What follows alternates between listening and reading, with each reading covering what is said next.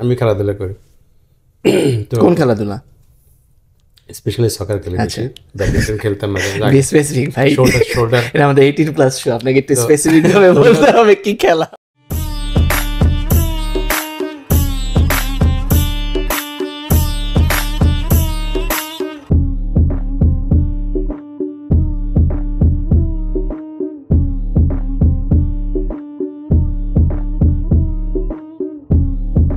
আসসালামু আলাইকুম ভাইয়া, কেমন আছেন আপনি? ওয়ালাইকুম আসসালাম, আছি আলহামদুলিল্লাহ। তোমরা কেমন আছো? আছি আলহামদুলিল্লাহ। আপনি অনেক ব্যস্ত মানুষ, আপনার স্ক্যাজুয়াল পাওয়া অনেক টাফ, তাও যে আপনি আমাদের সময় দিচ্ছেন আজকে, বা অনেক কষ্ট করে আমরা পাইছি, আপনার স্ক্যাজুয়াল পাওয়াই যায় না, আপনি অনেক ব্যস্ত মানুষ, আপনি অনেক টাইট নেন। আশা করি আপনার এই স্ক্যাজুয়াল করতে করতে আমাদের কতদিন লাগছে, কতদিন আপনারে আমরা পায়ে হাত পা ধরছি আনানোর জন্য, পরে সায়েম ভাইয়ের মাধ্যমে আপনারে কনভিন্স করে আমরা আজকে আনাইছি আপনাকে এখানে। তো থ্যাংক ইউ আসার জন্য। আর আপনি হয়তো আমাদের এই পডকাস্ট সম্পর্কে কিছুটা আইডিয়া আছে আপনার। হ্যাঁ, সাইম ভাই পাঠাচ্ছিল একটা লিঙ্ক ফার্স্ট এপিসোডের জন্য, তা আনফর্চুনেটলি যদি আমি দেখতে পাইনি, তারপরে আমাদের ভিউ ধরলেন একদম 30,000-এর উপরে। আপনি দেখেন এই তো কি সরি, আমি আমার একটু ঠান্ডা আসতে গলার মধ্যে কিছুক্ষণ পর হয়তো কাশি আসতে পারে। সমস্যা নেই, আপনি কাশি দিয়েন, এটা কোনো প্রফেশনাল পডকাস্ট না, আপনি কাশি আর যা যা আছে সব কিছু দিতে পারবেন এখানে। তো উইদাউট এনি ফার্দার ডিলে আমি মেইন কোয়েশ্চেনে এবং টপিকে চলে যাই। আর আজকে আমাদের টপিকটা হচ্ছে ট্যাক্স রিলেটেড, এটা আমাদের সেকেন্ড এপিসোড। তো দর্শকদেরও আমি একটু বলে দিচ্ছি যে আমাদের এটা হচ্ছে সেকেন্ড এপিসোড এবং এটা ট্যাক্স রিলেটেড কিছু আলোচনা হবে, ফানও হবে, আর অতটা প্রফেশনাল হবে না, জাস্ট নর্মাল কিছু মানে আইডিয়াসের জন্যই করব। আর ট্যাক্স থেকে মনে পড়লো যে আমরা সেকেন্ড এপিসোডেও আমরা স্পন্সরশিপ পাইছি, সেটা হচ্ছে খাজা ভাইয়েরই কোম্পানি অ্যাকাউন্টিং ফার্ম, যেটা সেটা হচ্ছে true and tried accounting limited. জোর করে নিছি আমরা স্পন্সরশিপটা, ভাইয়েরে মানে একদম ছুরি ঠেকায় নিছি বলতে গেলে। থ্যাংক ইউ ভাইয়া স্পন্সরশিপের জন্য। তো আমরা একটু আপনাকে সরাসরি পডকাস্টে চলে যাচ্ছি। সো আপনার কাছে আমাদের মানে দর্শকের এবং আরও যত আমাদের ইনভেস্টিগেশন টিম আছে বাজারে, ওদের থেকে আমরা কিছু কোয়েশ্চেন কালেক্ট করছি। সো ওইখান থেকে আমরা কিছু কোয়েশ্চেন আপনাকে করব। সেটা হচ্ছে, আপনি কি ট্যাক্সের বাপ নাকি গুরু? আমি ট্যাক্সের বাপও না, গুরু না, আমি প্রতিদিনই শিখি, আমাকে স্টুডেন্ট বলতে পারো না। আমরা তো বাজারে দেখছি অনেক ট্যাক্সের গুরু আছে, তো আমরা আপনাকে ট্যাক্সের বাপ হিসেবে সম্বোধন করতে চাচ্ছি। আমি রিকোয়েস্ট করি যে, কারণ ট্যাক্সে এত বেশি উইং, এত কিছু থাকে যে একটা পার্সোনাল ট্যাক্স বলো, বিজনেস ট্যাক্স বলো, প্রত্যেকটাতেই।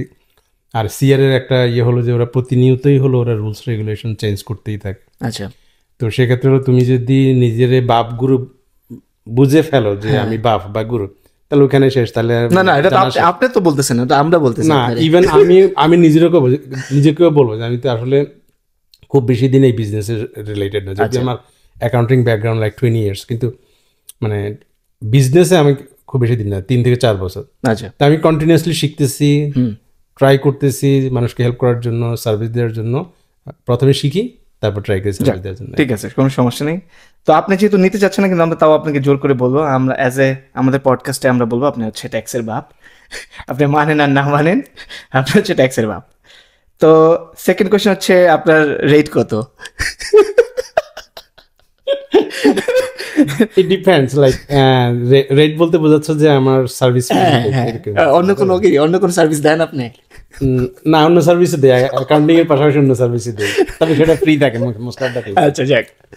আর ট্যাক্সের ক্ষেত্রে বললে তো ধরো ট্যাক্সের ফাইলের উপরে ডিপেন্ড করে। ধরো একটা ফাইলে আমি কতটুকু সময় দিচ্ছেন, আচ্ছা, এটা কতটা কমপ্লিকেটেড, তারপরে এটা সিঙ্গেল, কেউ একদম সিঙ্গেল হতে পারে, কেউ ম্যারিড হতে পারে, কারো 5টা জবে T4 থাকতে পারে, কারো মেডিকেল ইস্যু থাকতে পারে, কারো ডিসেবিলিটি থাকতে পারে, কেউ ডিভোর্স থাকতে পারে, কেউ সেপারেটেড থাকতে পারে। So different people has the different requirement to do the situations, the return. So it depends on totally the time I spend on it. So but একদম যদি স্পেসিফিক্যালি বলতে বলো, একদম স্ট্রেইট ফরওয়ার্ড, তাহলে আমি একদম সিঙ্গেলের জন্য $30 চার্জ করি, প্লাস ট্যাক্স $3, আর for family like $66 including taxes. আচ্ছা, যাক, আপনারা আমাদের ভিউয়ার্স জানতে পারলো আপনার রেট কত। আশা করি এই পডকাস্টের মাধ্যমে। সো আরেকটা আপনার ব্যাপারে কমপ্লেইন আছে, আপনি নাকি মানে আপনার যে ক্লায়েন্ট যারা আসে তারা যেন ট্যাক্স বেশি পায় তার জন্য নাকি আপনি তাদেরকে বেশি বাচ্চা কাচ্চা নেওয়ার অ্যাডভাইস করেন নিজের পার্সোনাল এক্সপিরিয়েন্স থেকে। এটা কতটুকু সত্য?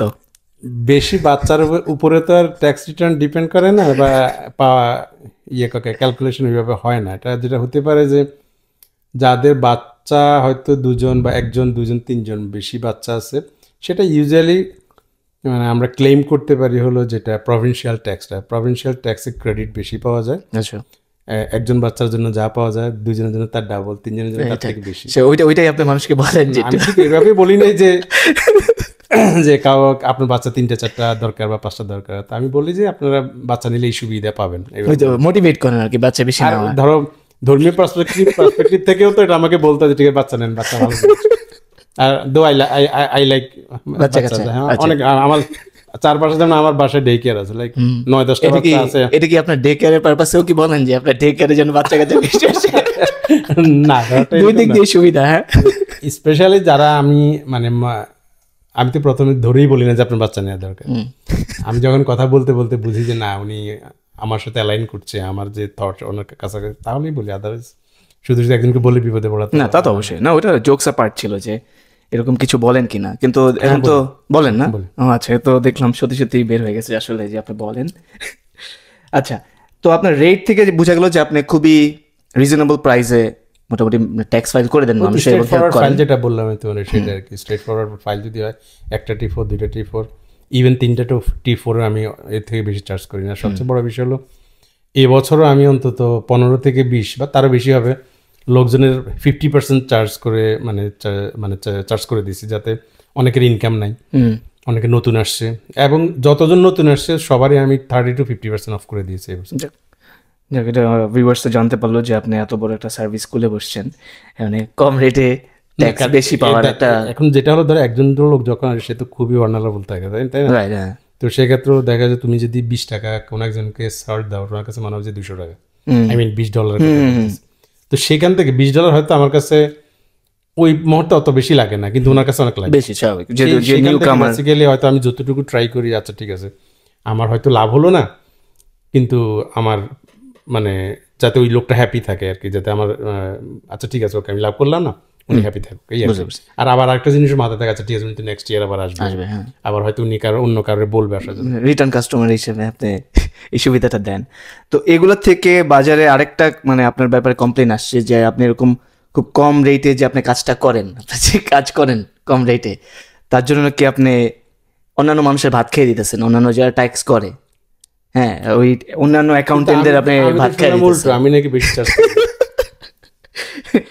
আপনি তো আপনার নাকি স্কেজুয়াল পাওয়া যায় না, আপনার অ্যাপয়েন্টমেন্ট পাওয়া যায় না, কারণ আপনি এত রেট আপনার এত কম বাজারে। আমি যেটা আমি হাইয়েস্ট এই বছর একদিনে প্রায় 16 জনের মনে করছি, ওটা খুবই মানে খারাপ ছিল আমার জন্য। মানে আমি সকাল 8টায় গিয়ে বসছি, রাত 8টায় গিয়ে উঠে আসছি, এর মাঝখানে আমি মানে টয়লেটে যেতেও সুযোগ পাই না। কিন্তু ওই দিন হলো প্রবলেমটা হয়েছে কি বেশ কিছু লোক স্ক্যাজুয়াল ছাড়া আসে, আবার যারা ইভেন অ্যাপয়েন্টমেন্ট সেট করছে হলো আমার ওয়েবসাইটের মাধ্যমে, ওরা একজন অ্যাপয়েন্টমেন্ট সেট করছে, আসছে 4 জন। আচ্ছা, কারণ যে বললাম যে আপনার অ্যাপয়েন্টমেন্ট পাওয়া যাচ্ছে না, তার জন্য মানুষ এই পন্থা মানুষ অন্য যে কোনো ডেতেও করতে পারতো, কিন্তু হলো ওই দিনই একদিন হয়েছে এরকম, এর থেকে বেশি কিছু হয়নি। আমি কিন্তু 2বার ট্রাই করছি। এই যে আমাদের একজন আছে পডকাস্টার ফাহিম, ও কিন্তু আপনার কাছে 3-4 বার ফাহিম মিসও করছে, আমি ফোনও দিলাম মিস করছে। ফাহিমের সাথে আরেকজন আছে ইরফান, হয়ে গেছে, পরে অবশ্যই ইরফান গেছে। গাইজ আমি পার্সোনালি নিজেও ট্যাক্স ফাইল মানে প্রতিবারই খাজা ভাই থেকেই করি, আমি ওনার লয়াল কাস্টমার, তার জন্য আমি ডিসকাউন্টও পাই, তার জন্যই মার্কেটে অন্য মানুষজন ভাত পাচ্ছে না। তো আপনাদের এরকম ডিসকাউন্ট দিতে হবে, এরকম ভালো সার্ভিস দিতে হবে যদি বেশি বেশি ক্লায়েন্ট পান, মানে চান আপনারা। তো আমরা নেক্সট কোয়েশ্চেনে যাই, সেটা হচ্ছে তো আমি আপনার সম্পর্কে একটু জানতে চাবো যে এই ট্যাক্স ফিল্ডে আপনি কিভাবে এন্ট্রি করলেন। টু বি অনেস্ট আমি তো ধরো 2019 এখানে আসছি, লাইক অক্টোবর দিকে আই বিলিভ। তো ওই সময় চারদিকে ঠান্ডা, আর কাউকেই চিনি, আমার এখানে কোনো আত্মীয় স্বজন নাই, যদি এখনও নাই। তো এখন অনেক ফ্রেন্ড আছে, অনেক ফ্যামিলি ফ্রেন্ড আছে, মানে অনেক কমিউনিটি অনেক পিপলের সাথে হয়তো চলাফেরা করে, কিন্তু ওই সময়টা তো খুবই কষ্টকর ছিল, কাউকে চিনি না, কার কাছে কথা বলবো। তো এরকম করে 1 মাস যায়, 2 মাস যায়, 3 মাস যায়। আমি আবার আমার ব্যাক পেন আছে, সেই কারণে আমি আবার ওই দাঁড়ানো যেসব জবগুলো আছে লাইক স্টোরের জবগুলো আমি করতে পারছি না, কারণ আমার ব্যাক পেন আছে। আচ্ছা। তো বাড়ি থেকে যে টাকা পয়সা নিয়ে আসছিলাম সেটাও মোটামুটি আস্তে দিকে শেষ হচ্ছিল। পরে একদিন আমি না বললেই নয়, সে আমাদের আতিক ভাই, উনি এখন অ্যাডমন্টন মুভ করেছে, সেটা হলো ওনার সাথে আমার একদিন আলমদিনাতে দেখা হয়। তো আমি আগে থেকে ওনার কথা জানতাম যে উনি সিপিএ করা। তো আমি বললাম যে আচ্ছা ঠিক আছে, ওনার সাথে কেন ইন্ট্রোডিউস হচ্ছি না। তো ওনার সাথে ইন্ট্রোডিউস হওয়ার পরে বাইরে বললাম যে ভাই আমি এই ব্যাপার, আমার আগে বাংলাদেশে 16 বছরের এক্সপিরিয়েন্স আছে অ্যাকাউন্টিংয়ে, আপনার যদি কোনোভাবে আমি অ্যাড করতে পারি তাহলে আপনি আমাকে বলতে পারেন। তো উনি আমার ফোন নাম্বার নিয়ে গেল, পরে আপনাকে ওনার সাথে কন্ট্যাক্ট করতে বললো। পরে আমি কন্ট্যাক্ট করলাম, যে এখন আমাদের সাথে বোঝাপড়া হলো, উনি আমাকে কাজ দিল। আচ্ছা। টু বি অনেস্ট, ওনার কাছ থেকে আমি অনেক কিছু শিখছেন। আচ্ছা। কারণ মানে আমি যদিও হয়তো বাংলাদেশে আমার এক্সপিরিয়েন্স, কিন্তু এখানকার ট্যাক্স সম্পর্কে আমার কোনো আইডিয়া নেই। তো আতিক ভাই হচ্ছে আপনার গুরু। আতিক ভাই বলতে পারো যে ফার্স্ট উনি হাতে কলমে শিখাইছে। তো আতিক ভাইয়ের সাথে আমি ওই মানে 2020 জানুয়ারি থেকে বিলিভ স্টার্ট করি, ওখান থেকে আস্তে ধীরে শিখছি।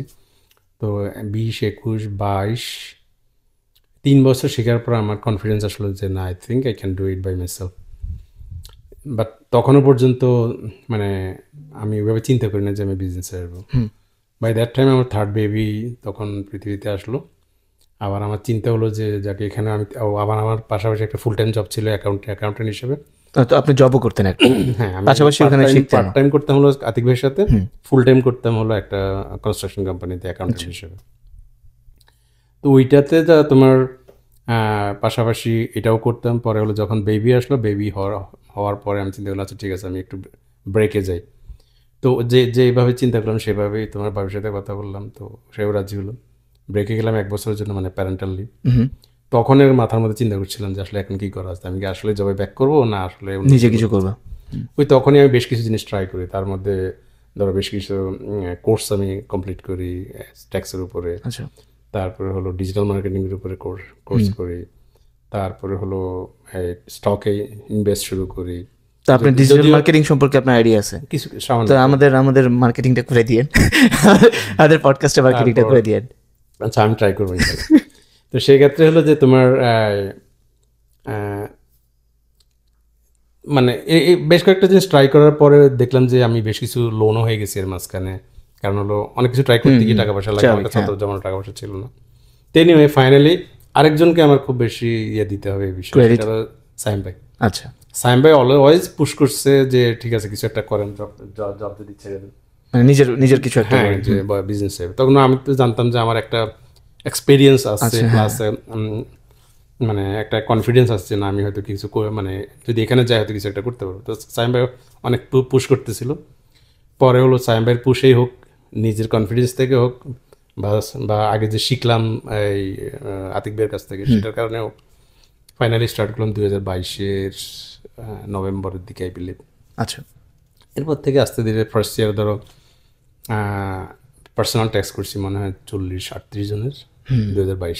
তুমি তখন তুমি ছিলে? আমি কি তখন স্টার্টিং এ আমি লাস্ট ইয়ার প্রথম ছিল না, এর আগে? লাস্ট ইয়ার ছিলাম আমি, লাস্ট ইয়ার থেকে শুরু করছি। না, এর আগে ছিলাম, লাস্ট ইয়ার থেকে। যাই হোক, তো ওই বছর আমার ফার্স্ট ক্লায়েন্ট, তাও সেটা হলো সাইম ভাই হলো করে দেয় 2022। সেটা হলো প্যানাগো পিজা, ওই যে স্টেটটা কাইসার ভাই। তো আলহামদুলিল্লাহ এর মাঝখানে আরো 2-3টা পেলাম। তারপর হলো এই বছর আসলাম। এই বছর আস্তে আস্তে মাশাআল্লাহ তোমার রেভিনিউ বাড়লো। লাইক লাস্ট ইয়ার আমি মোস্ট প্রবাবলি 45,000-এর মতো। আপনি তো অফিসও চেঞ্জ করছেন, আগে তো অফিস ছিল আলমদিনার, এই বছর তো অফিস চেঞ্জ করছেন। পরে এই বছর অফিস চেঞ্জ করে আসলাম 845 ব্রড স্ট্রিটে। তো 2023-এ আমি ধরো পার্সোনাল ট্যাক্স করেছি অন অ্যান অ্যাভারেজ লাইক 150-70। অনেকগুলো। এই বছর এটা এসে ডাবল হয়ে গেছে, লাইক 350 এরকম হয়ে গেছে এবছর। অ্যাজ লাইক বিগিনার হিসেবে মোটামুটি আপনি লাস্ট ইয়ার আমি হ্যাপি, ভালোই পাইছেন আলহামদুলিল্লাহ। আমি হ্যাপি। তো এভাবে আশা হলো এইভাবে আর কি মানে চলছে। যাক আলহামদুলিল্লাহ। না আমি মানে যেহেতু আপনি ওই শিখার ব্যাপারটা নিয়ে বলছেন, আমিও গেছিলাম আপনার কাছে শিখতে। আমি আর ধৈর্য রাখতে পারিনি, কারণ আমার কাছে খুবই বোরিং লাগছে, আর আমি টাইমও দিতে পারি নাই অতটা, কারণ আমার নিজের জব ছিল। ফার্স্ট এর দিকে একটু বোরিং, লাইক ধরো, কারণ এটা অনেকটা আমার প্যাশনের মতো। ধরো আমি সকল কিছুকে বাদ দিয়ে হলো আমার কাছে মনে হয় যে এই অ্যাকাউন্টিং নাম্বারস এগুলো নিয়ে এগুলো ভালো নলেজ লাগে। পান আপনি, এগুলো নিয়ে মানে অনেকের কাছে বোরিং, কিন্তু আমার কাছে ওরকম না, আমার কাছে ভালোই লাগে। বুঝতে পারছি। তো বাংলাদেশে মানে কত বছর ছিল আপনার এক্সপিরিয়েন্স? আমি 2004 থেকে 2019 টানা একটা কোম্পানিতে কাজ করেছি, সিপি বাংলাদেশ কোম্পানি লিমিটেড। ওটা হলো ওদের মাদার কোম্পানি থাইল্যান্ডের। আর আমার যখন মাস্টার্স শেষ হয় 2004-এর মাঝামাঝি টাইপের এরকম কিছু একটা সময়, তখন আমি হলো ওই কোম্পানিতে ফার্স্ট জয়েন করি।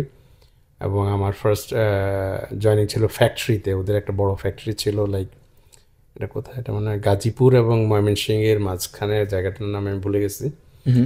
তো ওখানে আমি 3 বছর 8 মাসের মতো ছিলাম। তারপরে হলো আমি অনেক ট্রাই করে হলো আমার যারা সিনিয়র ছিল, বস ছিল, তাদেরকে বলে টলে হেড অফিসে মুভ করি। তো আমি স্টার্ট করছি হলো ফ্যাক্টরিতে, কিন্তু আমি 2009-এর না, আমি 2009-এর দিকে আমি মনে হয় হেড অফিসে মুভ করি। পরে 2009 থেকে 2016 পর্যন্ত উত্তরা হেড অফিস ছিল। পরে ওরা ওদের নিজেদের ফিড মিল করে হলো চন্দ্রা। 2016-তে ওরা মুভ করে হলো চন্দ্রাতে। পরে আমরা চন্দ্রাতে আবার অফিস শুরু করি, এই আর কি। তো আমি 2004 থেকে 2019 মোটামুটি লাইক 20 ইয়ার্স না 15 বছর, কিছু 15 ইয়ার্স এর মতো। আর এখানে হচ্ছে প্রায় এখন এই পর্যন্ত ধরে 5 বছর। সো অলমোস্ট টোটাল হচ্ছে 20 ইয়ার্স। Nice experience. তো যে আপনি যেটা বললাম, মানে এই বছরটা আপনার তো আলহামদুলিল্লাহ অনেক ভালো গেছে, অনেক বেশি ক্লায়েন্টস পাইছেন। তো এটা থেকেই মার্কেটে একটা এরকম আপনার ব্যাপারে কমপ্লেইন আসছে যে আপনার জন্য অন্য কেউ ভাত পাচ্ছে না। ইউজুয়ালি যেটা হচ্ছে যে মানে আমরা যারা এই বিজনেসের সাথে রিলেটেড, আর ধরো আমি যেটা নাম্বার একটা বললাম 350 বাংলাদেশি, কিন্তু যদি তুমি ধরো যারা অ্যাডাল্ট, এরকম বাংলাদেশির সংখ্যায় এখন কমপক্ষে 5,000 বাংলাদেশি আছে। আচ্ছা, তাহলে তুমি 350 5,000-এর কত %? 350 লেস দেন 7%। তো ধরো যদি আমরা বাংলাদেশি কতজন, আমি আই বিলিভ যে 8-10 জন কাজ করে এই ফিল্ডে। প্রথমে আতিক ভাই করতে, আতিক ভাই এখন চলে গেছে অ্যাডমন্টনে, যদি এখনও অনেক ক্লায়েন্ট আছে আপনার এখানকার। তারপর ওই যে আমাদের আজাদ ভাই করে, তারপরে করে হলো ওই যে আমাদের হাসান ইমাম। আচ্ছা, হাসান ইমাম হলো ওই যে দাঁড়িয়ে আছে, হ্যাঁ চিনছি, উনিও করে। তারপরে করে হলো আরেকটা ছেলে, ওই যে ইয়াদের আশিকদের ফুফাতো ভাই কিছু একটা, আশিক হলো ওই যে ওর ফুফাতো। তাহলে এখন তাহলে মোটামুটি অনেক লোকই আছে এরকম করে, কিন্তু এখনো বেশ বড় একটা পোর্শন যায় হলো আমাদের যারা আগে থেকেই যারা প্রফেশনাল অর্গানাইজেশন, ধরো এইচএন ব্লক, লিবার্টি, ফরচুন, এদের কাছে এখনো প্রায় মোর দেন 50% পিপল ওখানে যায়। আর আমরা যারা কয়েকজন এখন আসছি, মানে আলহামদুলিল্লাহ যে আমি নতুন হিসেবেও না, ওইটাই বললাম বেশ কিছু আপনি নতুন হিসেবে এসে কিন্তু মানে কমপ্লেইন তো আমাদের কমিউনিটি থেকেই আসতেছে যে আপনি বেশি মানে ভাত খাই দিতেছেন মানুষের, আপনি অন্যান্য দিকে ডাইভার্ট হইতে দিতেছেন না ক্লায়েন্টদের।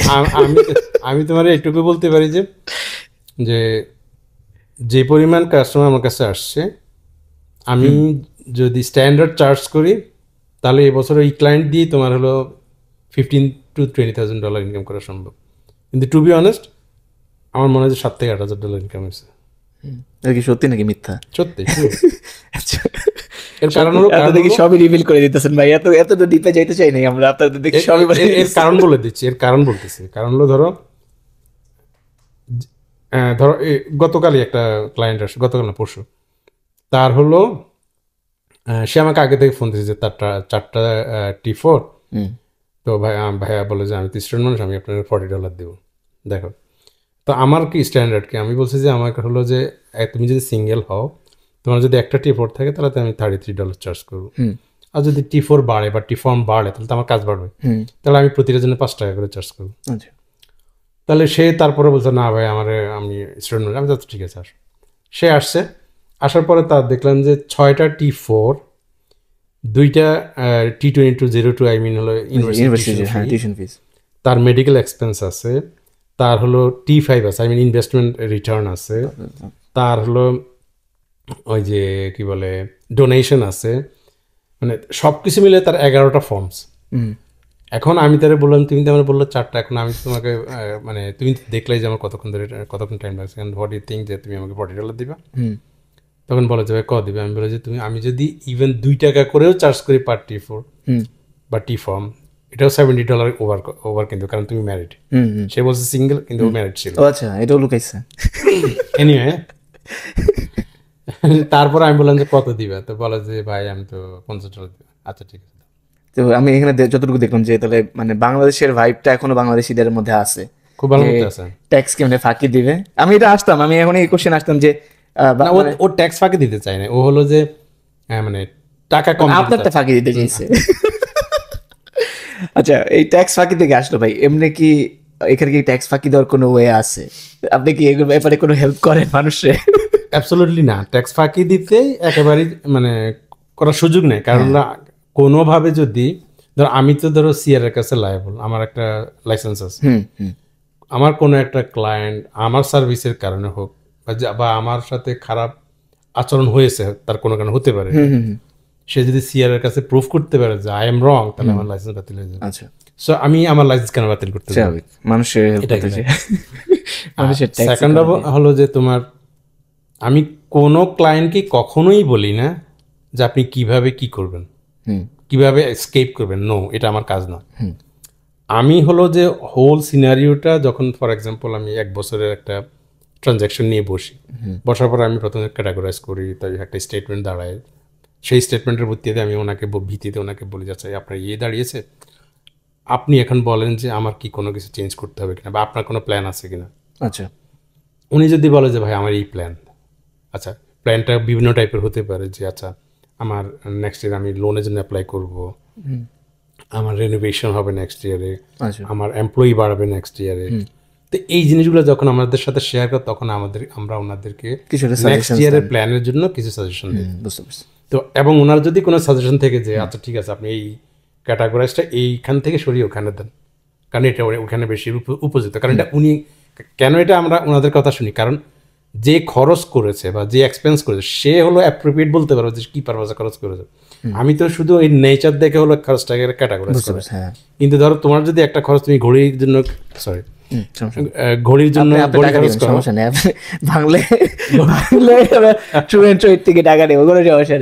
ধরো ঘড়ি কিনছো, কি পারপাসটা আমার থেকে তুমি বেটার জানবা, সেই কারণে হলো মানে ওনাদের উপর আমরা ডিপেন্ড করি যে আচ্ছা এইটা এভাবে হচ্ছে, আচ্ছা ঠিক আছে এখান থেকে সরিয়ে ওখানে। তো হলো ওনাদের ওই আমরা যখন ফাইনালাইজ করার আগে দিয়ে ওনাদের সাথে কনসাল্ট করি, ভাই এই দাঁড়িয়েছে, এই অবস্থা, এই লস, এই প্রফিট, এই এত টাকা ট্যাক্স আসতে পারে, তখন ওনারা বলছে আচ্ছা ঠিক আছে এইভাবে করেন, তাহলে আমরা সেইভাবে করি। কিন্তু আমাদের দিক থেকে কখনোই কোনো ধরনের ওই যে ফাঁকি দেওয়ার যে মানে সাজেশন এটা কখনোই মানে উচিত না এবং যায়ও না। বুঝতে পারছি।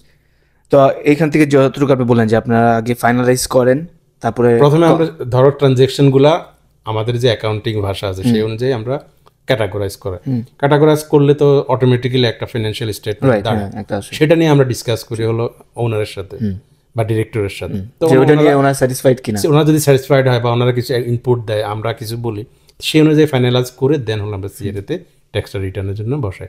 ট্যাক্স রিটার্ন করার পরে হলো ওনাকে সাথে আবার বলি যে ভাই এই এত টাকা ট্যাক্স আসছে, কারণ আনটিল অ্যান্ড আনলেস আমরা ট্যাক্স রিটার্নের বসে ট্যাক্স কিন্তু ক্যালকুলেট হয় না।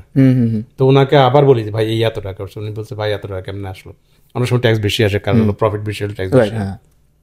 তো পার্সোনাল ট্যাক্স থেকে কিন্তু তোমার বিজনেস ট্যাক্সের রেট কম।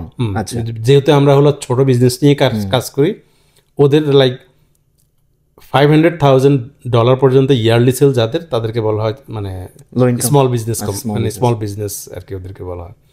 তো ইউজুয়ালি এরকমই থাকে 500 থেকে 600 হাজার যাদের, তাদের ইনকাম যদি মানে 500,000 থাকে, তো প্রফিট লাইকলি ধরো 20,000, 5% তো 7% এরকম বা 8% হয়। বুঝতে পারছি। তো আপনি কি আগে থেকে ক্লায়েন্টদের বলেন যে আপনার ট্যাক্স আমি যত পাবেন অন্যান্য যারা করে দিবে, যতটুকু বেশি পাবেন, ট্যাক্স রিটার্ন যতটুকু আপনি পাবেন আমি আরো বেশি পাওয়াই দিব, এরকম করে কি আপনি অ্যাট্রাকশন বাড়ান ক্লায়েন্টদের? কখনো পার্সোনাল ট্যাক্সের কথা বলছেন না? দুইটার ক্ষেত্রেই। বিজনেস ট্যাক্সে বেসিক্যালি কোনো রিটার্ন নাই।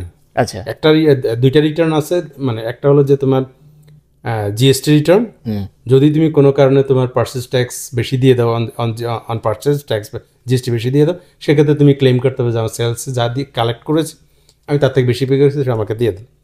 আর হলো পিএসটি, সাধারণত আমরা সাসক্যাচুয়ানে কোনো রিটার্ন হয় না, যদি কোনো কারণে পিএসটি বেশি দিয়ে দেয় আমরা জাস্ট ক্লেম করতে পারি আমার টাকা বেশি দিয়েছি, ক্যালকুলেশন ছিল $500, আমি তোমাকে $600 দিয়েছি, তো আমাকে $100 বেশি দিয়ে দেবো।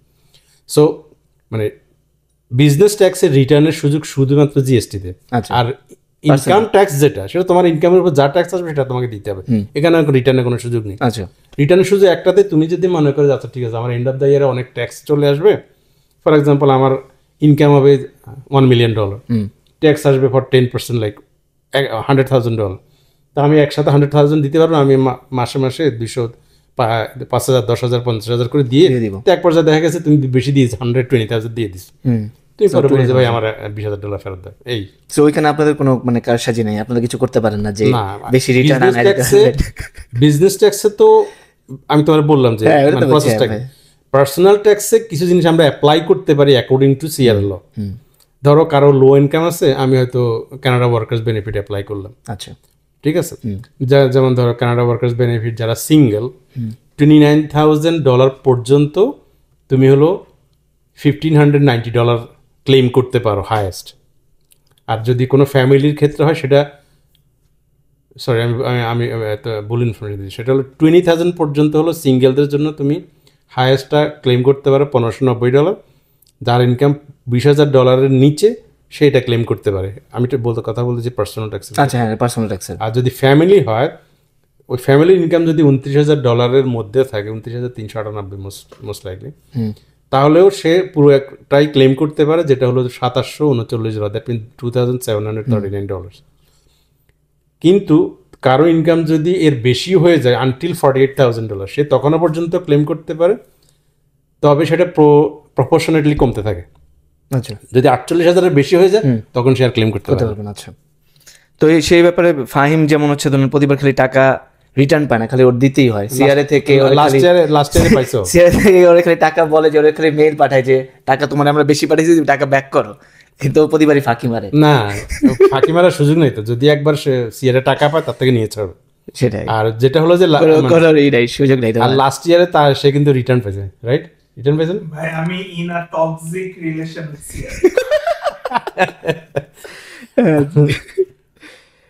আচ্ছা, আর ভাই নেক্সট কোয়েশ্চেনে আমরা যাই, যেটা আরেকটাই আছে। আমি এই ব্যাপারে সব আপনার থেকে একটু মানে জানতে চাবো, আপনি কি মনে করেন যে আমরা যতটুকু দেখি প্রতিবার যে ট্যাক্সের যে সেশনটা আসে, এই টাইমে একটা ভালো একটা কন্ট্রোভার্সি হয়, ক্রিয়েট হয় যারা ট্যাক্স করে, হ্যাঁ, এই কমিউনিটিতে বা যত কমিউনিটি আছে এবং যত অ্যাকাউন্টেন্ট আছে যারা ট্যাক্স নিয়ে কাজ করে, তাদের মধ্যে একটা মানে কন্ট্রোভার্সি হয়, মানে একটু ওদের মন কালাকালি হয়। এটা আপনি কতটুকু সহমত এই ব্যাপারে?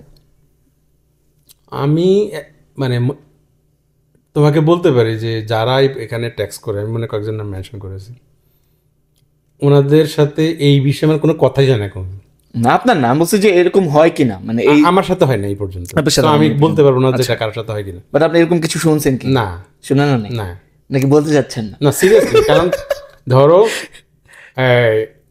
কেউ যদি আমার নামে বলেও থাকে, আমি শুনিনি, আমার কাছে এসে কেউ বলেনি। না, যে আমরা শুনছি এগুলো আপনার নামে যে কমপ্লেন, এগুলো তো আমরা পডকাস্টের মাধ্যমে বলতেছি যে খাজাবের নামে এইসব কমপ্লেন আছে, মার্কেটে অনেক কমপ্লেন আপনার নামে। আমি সেটাই বলছি যে আমার কাছে কেউ এসে বলেনি। আচ্ছা, তো সো আমি বলতে পারবো না যে কেউ আমাকে বলে কিনা। আমি যদি কেউ বলে থাকে তুমি বলতে পারো যে কে বলে, বলো কে বলে।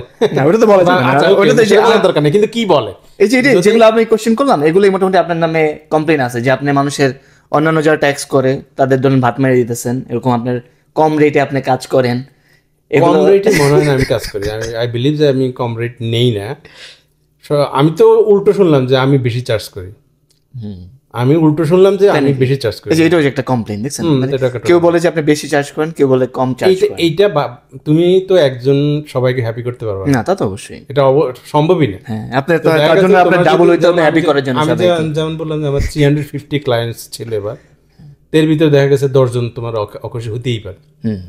আর আমি ট্রাই করি যে যতক্ষণ পর্যন্ত আমার দিক থেকে সার্ভিস দেওয়া যায়, আমার দিক থেকে হ্যাপি করা যায়, আর আমি মানুষের গলার মধ্যে পাড়া দিয়ে কখনো টাকা নিতে পারি না, আমি এটা আমার অভ্যাস না। সো ইভেন আমার পার্সোনাল লস হলেও না, ইভেন যদি কেউ বলে যে আমার কাছে টাকা নেই, ঠিক আছে দিতে হবে না, সো এটা নিয়ে আমি অতটা বদার করি না। তো আমি আরেকটা কোশ্চেন করবো আপনার কাছে, সেটা হচ্ছে যে শুধুমাত্র কি ধরেন স্টুডেন্ট, পার্মানেন্ট রেসিডেন্ট এরাই কি ট্যাক্স ফাইল করতে পারে, নাকি যারা ধরেন ভিজিটর হিসেবে আসছে বা পরে এসএলএম ক্লেম করছে লাইক রেফিউজি হিসেবে, তারাও কি ট্যাক্স ফাইল করে, পার্সোনাল ট্যাক্স ফাইল? যারা রেফিউজি ক্লেম করেছে ভিজিটের বিষয়ে এসে, তাদের একটা স্ট্যাটাস আছে, তারা এখন রেফিউজি। আচ্ছা, সো তাদেরকে করতে হবে, 18+ হলে তাদেরকে ট্যাক্স সাবমিট করতে হবে। আচ্ছা। আর ভিজিটর যারা, তাদের কোনো স্ট্যাটাস নেই, তারা জাস্ট ভিজিটর, সো তাদের জন্য কোনো বাধ্যবাধকতা নাই যে করতে হবে ফাইলিং করার জন্য। তারা ট্যাক্স ফাইল করবে না, কারণ তাদের কোনো সিন নাম্বার নেই, কিসের এগেনস্টে করবে। আচ্ছা। আর আরেকটা আছে হলো, অনেকে ভিজিটর ভিসায় এসে এখানে হয়তো বা ওয়ার্ক পারমিট পেয়েছে, তো ওয়ার্ক পারমিট পেলে হয়তো ওনাদের ফ্যামিলির সাথে আসছে, ওনাদের হয়তো কি কোনো বাচ্চা আছে যারা 18+, কিন্তু 18+ হলেও ওরা ট্যাক্স রিটার্ন করতে পারে না। এর কারণ হলো ওদের কোনো সিন নাম্বার নেই, কারণ হলো স্টাডি পারমিটে। আচ্ছা। আর যারা স্টাডি পারমিটে আছে অ্যাডাল্ট, মানে তাদের বাবা মা হলো ওয়ার্ক পারমিটে, তাদের কোনো সিন নাম্বার নেই। আচ্ছা। সো যেহেতু সিন নাম্বার নাই, সো তাদের ট্যাক্স করতে পারবে না, এবং ওরা কাজ করার জন্য পারমিটেড না। আচ্ছা, বুঝতে পারছি। সো তো আপনার মানে কোম্পানি সম্পর্কে আমরা একটু আস্ক করবো, যে আপনি যে নামটা আপনি দিছেন, এটা কোত্থেকে আপনি কিভাবে মাথায় আসলে, এবং এটা সম্পর্কে জানতে চাচ্ছি যে এটার মিনিংটা কি? True is true, I mean everything transparent, and tried is like তোমার যে তোমার এনার্জি কতটুকু তুমি ওখানে, এটা কি আপনি আপনার ব্যাপারে চিন্তা করে বলছেন যে আমি কতটুকু এনার্জি দিতে পারবো? না, ব্যাপারটা এরকম আমি চিন্তা করি যে আমি চিন্তা করেছি ফার্স্ট যে ট্রান্সপারেন্ট, আচ্ছা, দেন আমার এক্সপিরিয়েন্স অ্যান্ড এনার্জি। সো যে তুমি দুইটা জিনিস চিন্তা করো, যে তোমার এক্সপিরিয়েন্স অ্যান্ড এনার্জি অ্যান্ড তোমার হলো যে তোমার ট্রান্সপারেন্সি, তাহলে কথাটার মিনিংটা এরকমই আসে যে ট্রু অ্যান্ড ট্রাইড মিন তোমার এনার্জি তুমি ওখানে দিচ্ছ। তো এটা এইখান থেকে বেসিক্যালি নামটা নেয়া। তো আপনার একটু মানে সামারি হিসেবে, মানে শর্টে আমরা আপনার প্রোডাক্ট সম্পর্কে একটু জানতে চাইবো, যে কি কি প্রোডাক্ট নিয়ে আপনি কাজ করেন। ইনিশিয়াল স্টেজে যেমন 2022-এর কথা যদি আমি বলি, তাহলে সেক্ষেত্রে প্রথমে ছিল তোমার শুধু পার্সোনাল ট্যাক্স করছি প্রথম দিকে, একদম স্টার্টিং। তারপরে কয়েকদিন যাওয়ার পরে ওই যেটা আমি মেনশন করলাম যে সাইম ভাই ফার্স্ট বিজনেস ক্লায়েন্ট দিল, ওই যে কায়সার ভাই, ওনার ইয়েটা। তো সেক্ষেত্রে হলো আমার মানে আমি তোমার প্রথমে বললাম যে তুমি আমার জিজ্ঞেস করলাম যে আপনি গুরু না বাপ। আমি বেসিক্যালি বাপ। অ্যাকাউন্টিংয়ের ভালো ধারণা আমার, কারণ আমার অ্যাকাউন্টিং এক্সপিরিয়েন্স অনেক বেশি আমার ট্যাক্স থেকে। অ্যাকাউন্টিং আমি বাংলাদেশে 16 বছর কাজ করেছি। সো ধরো আমি মানে বেশ কর্পোরেট লেভেলে কাজ করছি সবসময়। সো কিন্তু এখানে আসার পরে হলো এখানে ট্যাক্সটা আমার অনেক বেশি মজা লাগছে। আচ্ছা। তো সেখান থেকে শেখা, সেখান থেকেই জানা। তো এখন ধরো একটা বিজনেস যদি তোমাকে হেল্প করতে হয়, একটা বিজনেস হেল্প করতে হয় একদম স্টার্টিং থেকে, একদম স্ক্র্যাচ থেকে। আচ্ছা। যে আমি কিভাবে একটা বিজনেস স্টার্ট করব, রেজিস্ট্রেশন করতে হবে। রেজিস্ট্রেশন বডি কারা? সাসকাচুয়ান হলো আইএসসি।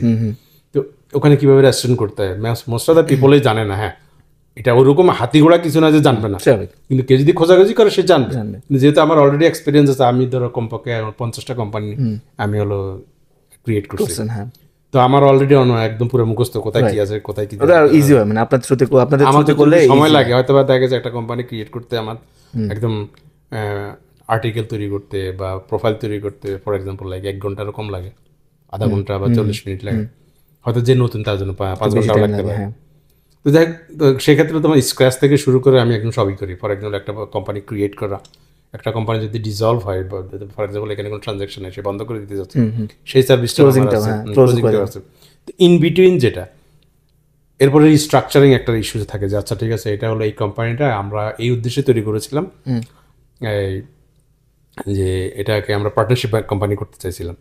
তো এবং সেভাবে হয়তো রেজিস্ট্রেশন করছে। পরে হলো ডিরেক্টর যারা, তারা হয়তো চিন্তা করলো আচ্ছা ঠিক আছে, এটাকে কর্পোরেশন করলে হয়তো বা বেটার হয়।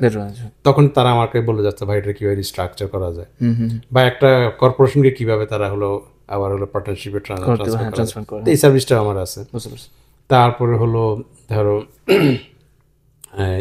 তো এটা তো গেলো লাইক বিজনেসের একদম স্টার্টিং থেকে একদম যা যা করা লাগে সবই মোটামুটি আপনি করেন। ইন বিটুইন যেটা হয় মানে tax service, booking service, accounting service, payroll service, তো এগুলো সবই আমার আছে। আচ্ছা।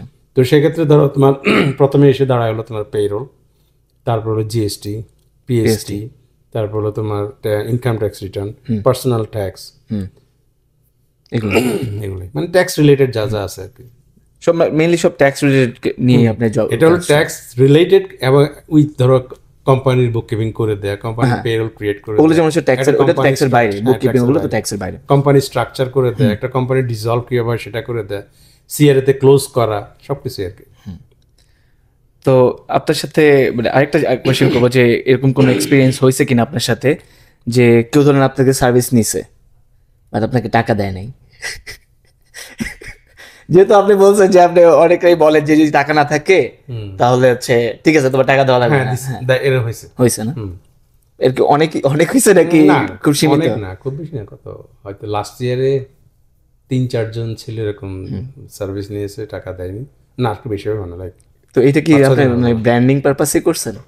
না, আমি যতটুকু বিলিভ করি যে ওরা হয়তো ভুলে গেছে, আর আমি ওই দিক থেকে আর মনে করে দিন, তো আমি আলহামদুলিল্লাহ চেক করি। এটা কি লাস্ট ইয়ার হয়েছে নাকি? আচ্ছা, তো এখন পর্যন্ত মনে পড়েনি তাদের যে টাকা দেয় নাই? না, দেয়নি।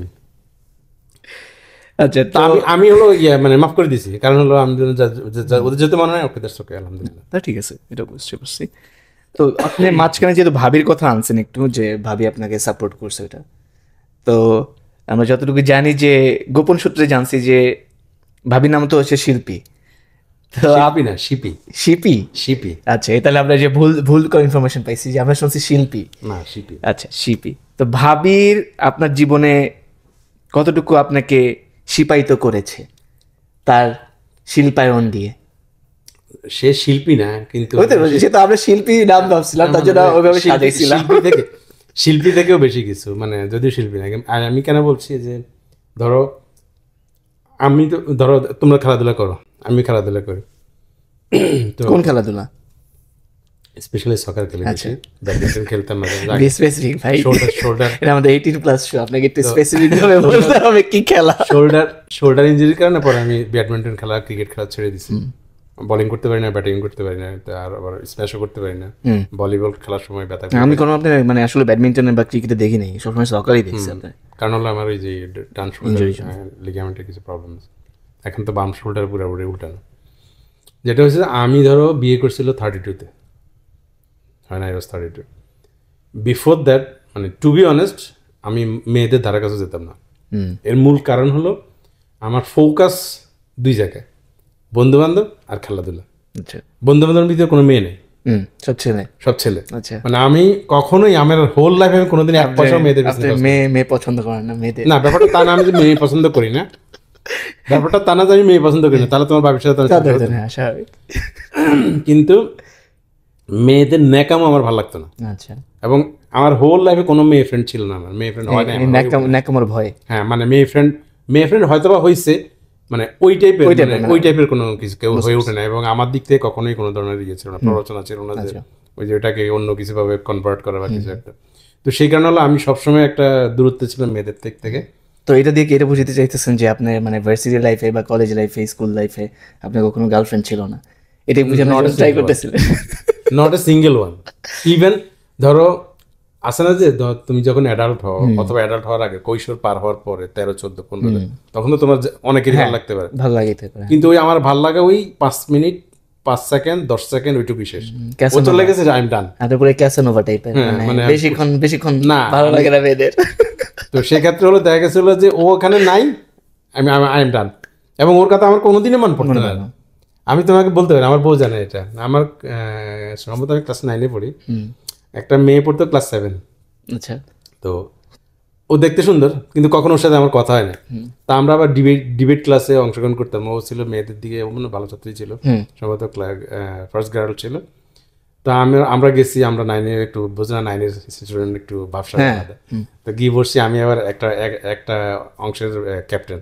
আচ্ছা, তো ও শুরু করার পর ও যখন ভয়েস শুনলাম, সাথে সাথে আমার ওর প্রতি ইয়ে চলে গেল, ইন্টারেস্ট ফুললি চলে গেল, মানে ওর ছেলেদের মতো ভয়েস। আচ্ছা, এই ডিবেটে কি মানে ডিবেট ক্লাবে কি জয়েন করছেন শুধুমাত্র ওই মেয়েটার জন্য নাকি? না, ডিবেট আমরা ইউজুয়ালি করতাম না, আমি ক্লাসে দেখতাম, মানে সরি স্কুলে দেখতাম। তো স্কুলে দেখার পর যেহেতু দূর থেকে কখনো কথা হয়নি, এবং ওর সাথে আদৌ কোনোদিন আমার সাথে কথা হয়নি। আমার ওর এরপরেও অনেকবার দেখা হয়েছে, আমার কোনো কথা হয়নি, কোনোদিন কথা হয়নি, ওই এরপরে শেষ। আচ্ছা, যে ভাবির ব্যাপারে, হ্যাঁ, তো ভাবির ব্যাপারে যেটা হয়েছে যে ধরো আমি 2012-তে আমরা বিয়ে করি, এবং এর আগ পর্যন্ত জানতাম না যে আসলে মেয়ে কি, মেয়ে আপনার এক্সপেরিয়েন্স নাই মেয়ের ব্যাপারে। তো সেক্ষেত্রে তোমার মানে ও হলো আমার ফার্স্ট লাভ বলো আর শেষও বলো, যাই হোক। তো ও এত কেয়ারিং ছিল যে এটাই শেষ ভালোবাসা ইনশাআল্লাহ। তো আমি এটুকু বলতে পারি যে ওর যে কেয়ার, তখন আমার একটা জিনিস realisation, why I did not get married while I was 22. তো এটাও কি মাথায় আসছে যে কেন আমি মেয়েরা এত যত্নশীল, কেন আমি প্রেম করলাম না আগে একটু অন্য মেয়েদের সাথে? না, একটু আসে না, একটু আসে, কারণ আমার খুব ভালো করে জানা ছিল মেয়েরা কিরকম। আচ্ছা, তার ভিতরে তুমি যদি 100টা মেয়ে খোঁজো হয়তো একটা দুইটা মেয়ে ভালো পেয়ে যেতে হবে, তার মধ্যে ও একজন। আচ্ছা, আমি লাকি এই আর কি, মাশাআল্লাহ। তারপর স্টোরি দিয়েছে। হ্যাঁ, স্টোরি তো এটুকুই। ধরো সে একদম ফ্রম দ্য বিগিনিং আমাকে ফাইন্যান্সিয়ালি সাপোর্ট করছে। আমি টোটালি ব্রোক ছিলাম। ব্রোক বলতে এইটুকু বলতে, জব ছিল বাট অতটা মানে ওরকম ধরো আমি $40,000 ইন টোটাল ইনকাম করতাম 2010-11-12 দিকে। তো আমার ধরো বাসা ভাড়া ছিল, আমার বোন আমার সাথে থাকতো, আমার মা আমার সাথে থাকতো। সকল কিছু মিলে দেখা যাবে কি এন্ড অফ দ্য মান্থ আমার 1 পয়সাও থাকে না, কোনো সেভিংস ছিল না, কোনো এক সিঙ্গেল কয়েনও না। ইভেন আমি যে বিয়ে করছি সেটাও লোন। আমাদের মতোই অবস্থা আপনারও। আমি মানে আরো মজার বিষয় আছে যে এই যে মানুষজন যে গিফট দিছে না, গিফটের টাকা সব ম্যাক্সিমাম লোক আমার কিন্তু ক্যাশ গিফট করছে। ওরা সবাই জানতো যে আমার ফাইন্যান্সিয়াল অবস্থা খারাপ অবস্থা, মানে খুব কম মানুষ। আই বিলিভ যে যতগুলা গিফট পেয়েছি মনে হয় 5 বা 10-12টা গিফট হলো নর্মাল, এই যে বিভিন্ন ইনস্ট্রুমেন্ট বা কিছু, পুরোটা ছিল ক্যাশ। ওই টাকা দিয়ে আমি বিয়ে করছি। তো এনিওয়ে, কিন্তু ওর সাথে বিয়ে হওয়ার পরে আমি যেটা রিয়েলাইজ করলাম, ওর যে ভালোবাসা, ওর যে টেকিং কেয়ারিং সব কিছুই আর কি, যারা আমার কাছে নতুন, আমি অনেক বেশি হ্যাপি। এবং টু বি অনেস্ট আজকে পর্যন্ত ওর সাথে কোনোদিন আমার সাথে ঝগড়া হয়নি। সেটার রিজনটা কি আপনি যদি বলেন? মানুষ মানে আমরা যারা মানে ইয়াং জেনারেশন আছে তারা এই 13 বছর আমার ম্যারিড লাইফ, মতের অমিল হয় না যে তা না, প্রচুর মতের অমিল হয়, হ্যাঁ, কিন্তু কোনোদিন ঝগড়া হয়নি। আমি কোনোদিন ওর উপর শাউট করিনি। এটা কি ভয়ে নাকি অন্য কোনো রিজনে? ভালোবাসার কারণে নাকি? ইউজুয়ালি ছেলেরা একটু মেয়েদেরকে ভয় পায়, এটা স্বাভাবিক। কারণ ঠিক আছে, এটা খুব স্বাভাবিক। আচ্ছা, এর কারণ হলো কারণ আমরা একটু ঝামেলা চাই না, আর আমরা ঝামেলাও কম চাই। ধরো ইভেন যদি ঝামেলা চাইও, মেয়েদেরকে আমরা কেন ভয় পাই? কয়েকটা কারণ আছে। কারণ মেয়েরা অনেক বেশি অনেস্ট হয় ছেলেদের কাছ থেকে। তাই নাকি? হ্যাঁ, আচ্ছা, ছেলেদের থেকে অনেস্ট বেশি। তুমি চিন্তায় চেতনা মেয়েরা অনেস্ট বেশি ছেলেদের।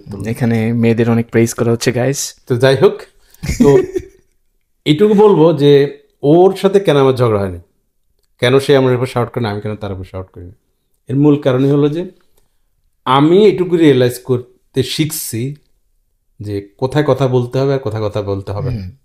এক, ধরো কোনো একটা জিনিস তোমার ওয়াইফ তোমাকে জিজ্ঞেস করে যাচ্ছে, তুমি যদি এখানে কথা বলো, এখানে বা ইনফরমেশন দাও, তোমার এখানে ঝগড়া লাগতে পারে, কনফার্ম তুমি চুপ করবে। এখানে চুপ করতেই হবে তোমাকে।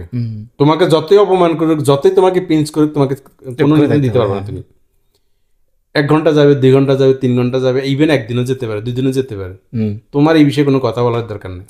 কথা বললে পারবে। এখন কিভাবে তাহলে এটা সলভ করবে তুমি? ও তো তোমার ছেড়ে দিবে না, ও তোমার জিজ্ঞেস করবে যে হিট অফ দ্য মোমেন্টে ওর যে এক্সপ্রেশন, ওর যে অবস্থান, মানে তার যে মেজাজ, সেটা একরকম থাকবে। 2 ঘন্টা পরে সেটা কিন্তু কমে যাবে, 1 দিন পরে সেটা আরো কমে যাবে। এখন আমি যেটা আমার ক্ষেত্রে অ্যাপ্লাই করি যে আচ্ছা, ও এটা বলতেছে, আমি এখন এটা অ্যান্সার করবো না, না করে 1 দিন পরে করবো অথবা 1 সপ্তাহ পরে করবো। তখন হয় কি যে আমি যদি দেখি যে ও যেটা বলছে এটা রাইট বা আমি যেটা করছি এটা রং, তাহলে আমার 1 বিন্দু দেরি করি না আমি ওকে সরি বলতে। ভাবি কি সরি বলে আপনাকে কখনো? সেটা আমি আসতেছি। এটা কি যে তুমি যদি রিয়েলাইজ করো it is that was your mistake, you have to say sorry. Right, that's true. Number 2, যদি ওর মিস্টেক হয় তাহলে তুমি ডোন্ট এক্সপেক্ট তাহলে আপনাকে সরি বলতে হবে, তাহলে বলতে হবে না। এরকম না, আমার ক্ষেত্রে এরকম হয় না, মানে টু বি অনেস্ট আমার ক্ষেত্রে এরকম হয় না। তোমার এই কারণে হলো আমার সাথে ওর কখনো ঝগড়া হয় না। কি বলতে আমি একটু ইন্টারাপ্ট করি, এগুলো কি বলতেছেন যে ভাবি দেখলে পরে আপনি পিটাবে? না, তার জন্য অ্যাবসলিউটলি না। আচ্ছা, ওর যদি ভুল হয় আমি সাথে সাথে ওরা বলি না যে এটা তোমার ভুল, ভুল হয়েছে। আচ্ছা, একবারই বলি না। তাহলে তাকে তো আপনি নষ্ট করতেছেন, খারাপ করতেছেন, তাকে তো আপনি ভুল ধরাই দিচ্ছেন না। সাথে সাথে আচ্ছা, সাথে সাথে না, পরে বলেন। হ্যাঁ, আমি হয়তো 1-2 ঘন্টা 3 ঘন্টা ইভেন একদিন ইভেন 2 দিন ও আমার অবস্থান থেকে সে বোঝে যে সামথিং ইজ হ্যাপেন, যে ওর কোনো একটা মিস্টেক হয়েছে, সে তখন আমার গুতাতে থাকে যতক্ষণ না পর্যন্ত আমি বুঝি যে সে এখন আমি এটা বললে সে রিয়েলাইজ করবে যে তার সরি বলা উচিত, ততক্ষণ পর্যন্ত আমি বলি না। তখন আমি ওয়েট করি, এরকম বলি সে, এবং সে যদি দেখে যে তার ভুল হয়েছে সে সরি বলে, এবং এটা একদিন দিতে হয় না। এবং আমি একটা জিনিস শিখছি, ধরো মেয়েরা যে কোনো একটা ডিসিশন ওরা নিতে যাবে, তোমারটা হয়তো রং বলবে, আচ্ছা ঠিক আছে এটা আমারটা, তোমার ডিসিশন রং, আমার decision right, let them do it.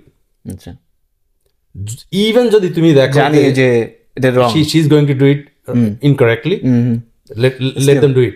That's true. এবং দেওয়ার পরে যখন রিয়েলাইজ করবে যে এটা ফিনান্সিয়ালি হোক, মেন্টালি হোক, ফ্যামিলিগতভাবে হোক, এটা একটা মিস্টেক হয়েছে, এরপর থেকে সে কখনো ডিসিশন নিতে একা চাবে না, সে তোমাকে জিজ্ঞেস করবে আগে। এটা আমার এক্সপিরিয়েন্স বলতেছি আর কি, এবং আমি তোমার ভাবিটা এই কেস করছি অলরেডি 2 বার। আমি দেখতেছি সে ভুল করতেছে, আমি না করিনি, আমি বলছি ঠিক আছে করো। এবং যখন করে তুমি আমার বললে না কেন, আমি যে এটা আমি যে চাইছি তুমি এটা ভুল করো, আমি জানি, কারণ তুমি যে আমার বারবার বলো যে আমার তোমার কিছু করতে দিই না, তখন রিঅ্যাকশন কেমন থাকে? যে আপনি যখন বলেন যে আমি জানি তুমি ভুল করবা, তুমি আর বিপদে পড়বা, তুমি ঝামেলা পড়বা, তাও আমি করতে দিচ্ছি, তো বকাঝকা অবভিয়াসলি তুমি খাবা, এটা স্বাভাবিক, ওটা কমন, খাইতে হবে, you have to be cool and patient. তখন হলো তুমি ওই সময় চুপ থাকতে হবে। চুপ থাকার পরে ওই একই সিস্টেম যাচ্ছে, 5 ঘন্টা 6 ঘন্টা 1 ঘন্টা পরে এগুলো অটোমেটিক্যালি ডাউন হয়ে যায়। আমাদের মূল প্রবলেমই হলো যে আমরা আসলে নিজেদেরকে কন্ট্রোল করতে পারি না, যে আমাদেরকে অ্যান্সার দিতেই হবে। আচ্ছা ও আমার এটা বলছে, আমি কেন ছেড়ে দিব, যদিও এটা রাইট অথবা রং, তাও চুপ থাকতে হবে। হ্যাঁ, তোমাকে চুপ থাকতে, কারণ তোমাকে শিখতে হবে যে কোথায় কথা বলতে হবে, রাইট টাইমে যে কথা বলতে হবে।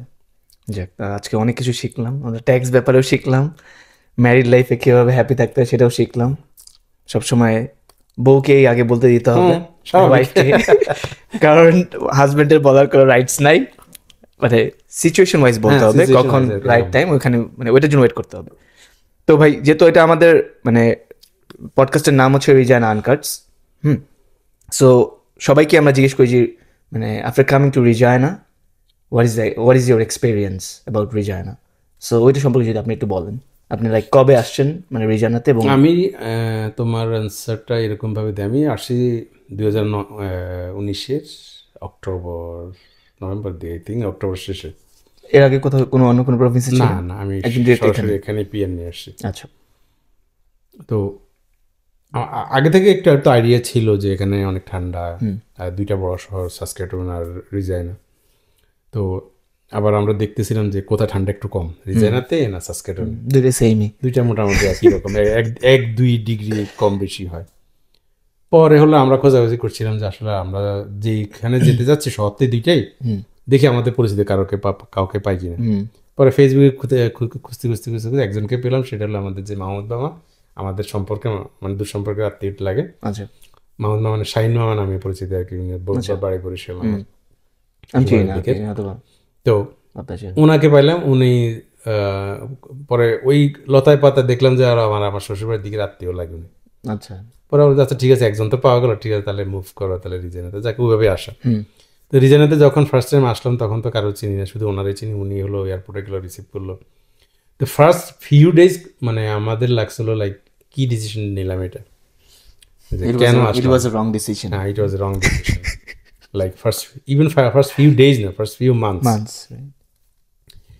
এর কারণ হলো যে ধরো তুমি যদি বাংলাদেশে হিরো হয়, এখানে তো জিরো, কোনো ইনফরমেশন নাই, কেউ নাই, কাউকে চেনা না, জিরো থেকে শুরু করতে হবে সবকিছু, রাইট? তো সেক্ষেত্রে হলো আমরা মানে মনে আছে আমরা যখন বাসায় ফার্স্ট উঠি, প্রথম 5 দিন তো ছিলাম শাহিন মামার বাসায়। বাসায় উঠার পরে প্রথম তোমার ভাবি যেটা বললো, কারণ আমি খাট কিনি নাই, ম্যাট্রেস কিনি নাই, সোফা কিনি নাই, কোনো কিছু কিনি নাই, শুধু হলো বাংলাদেশ থেকে ওই যে লাগেজগুলো যেগুলো, কারণ তোমার ভাবিকে হলো আমার ফকির লাগে, কারণ আমরা ফ্লোরে শুয়েছি। তো এটা আমার খুব গায়ে লাগছে, মানে আমার এইভাবে কইতেছে যে ফকির লাগে। তো আমার কাছে তখন বাংলাদেশ থেকে আনার বেশ কিছু ক্যাশ ছিল। তো পরের দিনে আমি মামার সহ শাহিন মামা সহ গেলাম, গিয়ে ওখানে 1,500 বা 6,000 টাকার মোটামুটি জিনিসপত্র কিনে নিয়ে আসি। আচ্ছা, সোফা কিনি নাই, কিন্তু বসার মতো ছোটখাটো জিনিস কিনছি, ম্যাট্রেস কিনছি, ডাইনিং টেবিল হাবিজাবি কিনছি। তো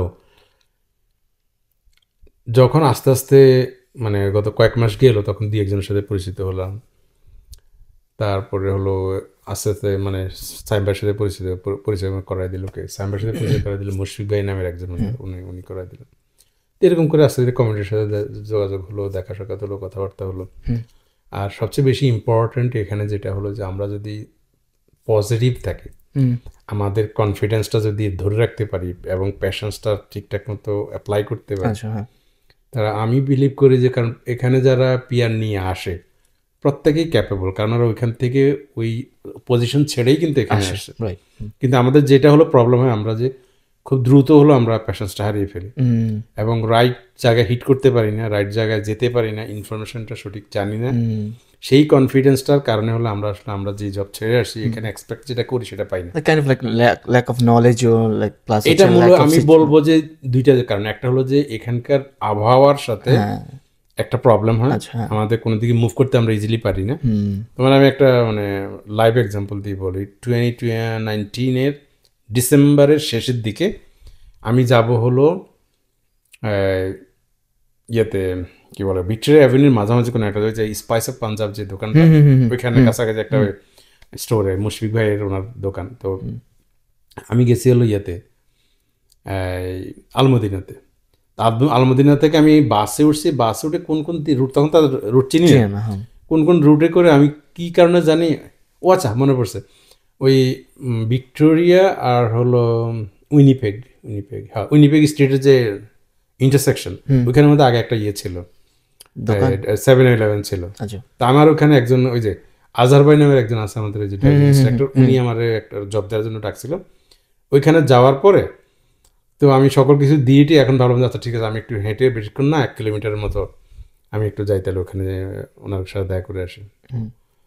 তো এর যাওয়ার একটা উদ্দেশ্য ছিল, কারণ ওনার ওখানে একটা প্রিন্টার ছিল, আমি কিছু জিনিসপত্র প্রিন্টিং করবো, আবার ড্রাইভিং টেস্টের এগুলো একটু পড়াশোনা করবো। আমার কাছে তখন প্রিন্টার কম্পিউটার কিছু নেই। আচ্ছা, তো তখন মনে হয় -30 কাছাকাছি কোনো একটা এরকম। তো আমাদের বাংলাদেশে জানি সব +30, +35, 40 এরকম, মানে অপোজিট। আমি হাঁটছিলাম, হাঁটার পরে ওই যে ইয়েটা এখন যে আগের যে রসুইটা ছিল না রেস্টুরেন্ট, ওইখানে যাওয়ার পরে আমার হাত পা একটু একটু অবশ্যই আসতেছিল। তো কারণ ঠান্ডার সাথে আমি খুব একটা ইয়ে করতে পারছিলাম না। তো আমি তখন একটু জোরে হাঁটা শুরু করলাম। এক পর্যায়ে না আমার আর সহ্য হচ্ছে না, আমি মানে পড়ে যাচ্ছি। এখন রাস্তা হলো স্লিপারি, আর আমি যে দৌড় দিলে আমি তো স্লিপ করে পড়ে যাবো। ওই যে একটা আসলে হাঁটা আছে না, দৌড়ের মতো হাঁটা, ওইটা আমি দিচ্ছি। বিশেষ করে না, আমি যখন গিয়ে ওনার বাসায় ঢুকি, আমার কাছে মনে হয় যে আমি মনে নিঃশ্বাস আমার চলে যাবে, আমি এখনই মারা যাবো। আমি এটা কেন বলতেছি, কারণ হলো আমাদের সাথে আবহাওয়ার যে একটা বৈরতা আছে গরম এবং ঠান্ডার, এটা হলো বড় প্রবলেম এখানে। এইটাকে যখন তুমি ফার্স্ট শীত বা সেকেন্ড শীতে ওভারকাম করতে পারবে, এবং একই সাথে তোমার কাছে যখন প্রপার ইনফরমেশন আসবে এবং প্রপার লোকের রেফারেন্স পাবা এবং ধৈর্য, এই তিনটা থাকলে আমি বিলিভ যে যারা বাংলাদেশ থেকে এখানে আসতেছে তারা অবশ্যই কামিয়াব হবে। এবং একই সাথে হলো যে এখানের যদি কোনো স্টাডি থাকে, কোনো কোর্সেস করা থাকে, এখানের যেসব অর্গানাইজেশনগুলো আছে, সবচেয়ে বড় সমস্যা হলো আমাদের ইনফরমেশন গ্যাপ। আমাদের ইনফরমেশন নাই দেখে আমরা এমন সব জিনিস আছে যেখানে আমরা যেতে পারি না, আমরা জানিই না যে এখানে এটা আছে। আর আমাদের এখানে আরেকটা প্রবলেম হলো, যারা ওখান থেকে বাংলাদেশ থেকে আসে বাচ্চাদের নিয়ে যায়, ওরা কোথায় ওদেরকে অ্যাক্টিভেট করবে, কোথায় ওদেরকে পাঠাবে কোনো একটা কিছু শেখার জন্য বা খেলার জন্য, মানে আমাদের কাছে কোনো ইনফরমেশন নাই। এইটা কারণে হলো আমাদের আরেকটা ধরনের ফ্রাস্ট্রেশন চলে। আচ্ছা এই বাচ্চাদের কি করবে, সারাদিন বসে থাকে, হয়তো গেম খেলে অথবা টিভি দেখে অথবা কান্নাকাটি করে, কোনো না কোনো ভাবে তো ওদেরকে এঙ্গেজ করতে হবে, সেই ইনফরমেশন আমাদের কাছে নাই। তো আমি আরেকটু করবো যে মানে এটা তো মানে এক্সপিরিয়েন্সটা জানতে চাচ্ছি যে মানে রিজনাতে কমিউনিটিটা কেমন, প্লাস হচ্ছে আদার কি আপনি ডিসঅ্যাডভান্টেজেস দেখছেন এখানে, অ্যাডভান্টেজেস না, কি ডিসঅ্যাডভান্টেজেস আপনি দেখছেন? ডিসঅ্যাডভান্টেজ তো একটা বড়, এটা তো ওয়েদার একটা বড় ধরনের প্রবলেম। হ্যাঁ, আর ডিসঅ্যাডভান্টেজ বলবো আমার কাছে খুব একটা ডিসঅ্যাডভান্টেজ লাগেনি, তারপর আমি কিছু ডিসঅ্যাডভান্টেজ বের করতে পারি। ফর এক্সাম্পল আমাদের যে রোডস, এখানকার যে রোডস আমার কাছে মনে হলো যাচ্ছে আমি কানাডায় যাচ্ছি, এখানে মনে ভাঙা কোনো রোড নেই। এখানে এসে আমি ভাঙা রোড পেলাম। আপনি মানে মিস করবেন না বাংলাদেশে এখানে আসলে। যে গার্নেট রোডটা আছে না, এই যে এখান থেকে শুরু করে তুমি মাথা পর্যন্ত মনে হচ্ছে তুমি মাউন্টেনে উঠছো, এরকম করে যাওয়া লাগে, রোলার কোস্টার পুরো। এবং এইটা নিয়ে আমি আবার ইয়ের সাথে কথা বলছিলাম, মেয়রের সাথে। তো যেটা হলো প্রবলেম, যেহেতু মানুষ কম থাকে, ওদের হলো ট্যাক্স কালেকশনও কম, কিন্তু ওদের খরচ সেই তুলনায় বেশি ডিউ টু ওয়েদার।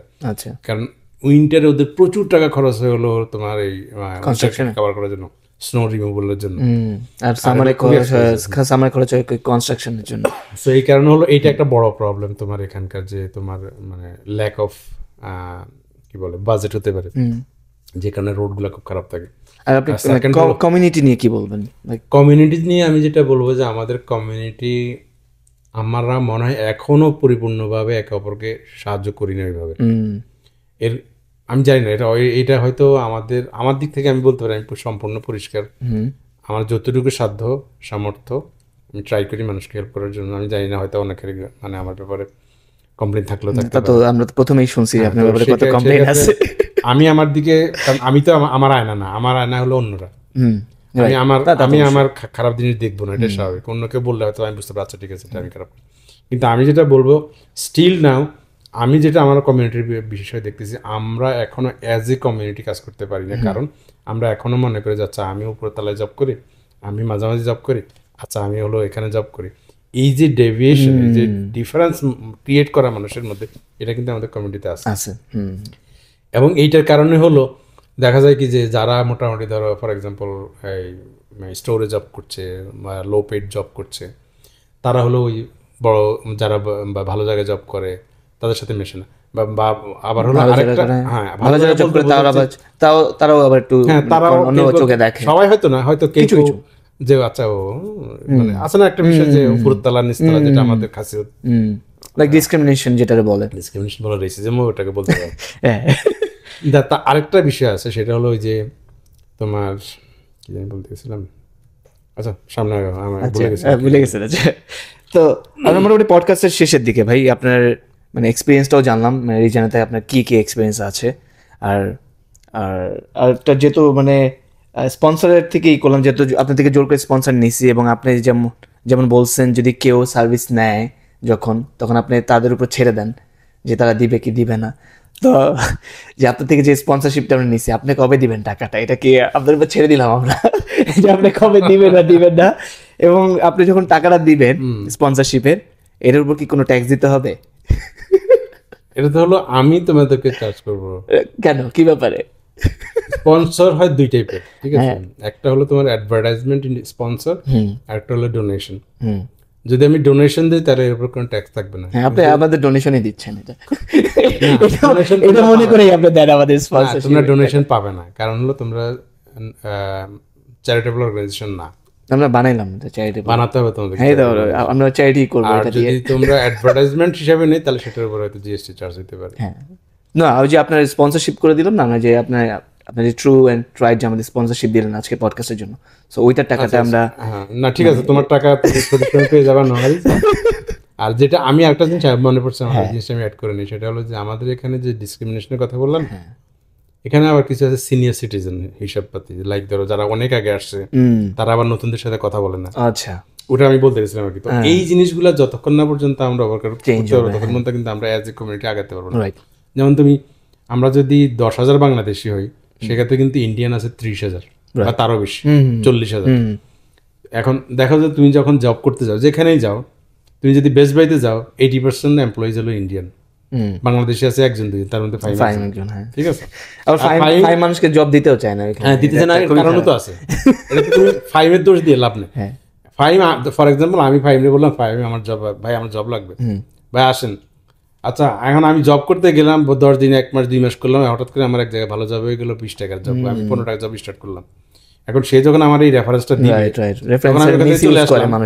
চলে আসার পরে তখন কি হলো যে তার আরেকটা লোকের নতুন করে ট্রেন করানো লাগবে, তখন তার যে সিনিয়র তাকে বলে তুমি কি টেবিল লোক দেশে 2 দিন পর চলে যায়, তাহলে এটা সত্যি কথা। হ্যাঁ, এই জিনিসটাও আমাদের মাথায় রাখতে হবে, যারা আমরা জব চাই এবং আরেকজনের এটা কাছ থেকে খুবই হেল্প important, চাই যে ধরো- আমাকে একটু রেফার করেন এখানে, সো এটা মাথায় রাখতে হবে যে আমি কমিটমেন্ট তোমার থাকতেই হবে, আদারওয়াইজ তোমাকে কেন কেউ রেফার করবে? রাইট। আপনারা অনেকেই জানে না যে ধরেন অনেকে মনে করে যে খুব ইজি, মানে রেফারেল দেওয়াটা খুব এইটা ইজি, আমাদের বাংলাদেশের মধ্যে খুবই খুবই বেশি আছে যে আমরা মিসইউজ করে আমরা রেফারেন্স হলো মিসইউজ মনে করে যাচ্ছে ও চলে গেলে কি হবে, অন্যের কথা একেবারে চিন্তা করে না।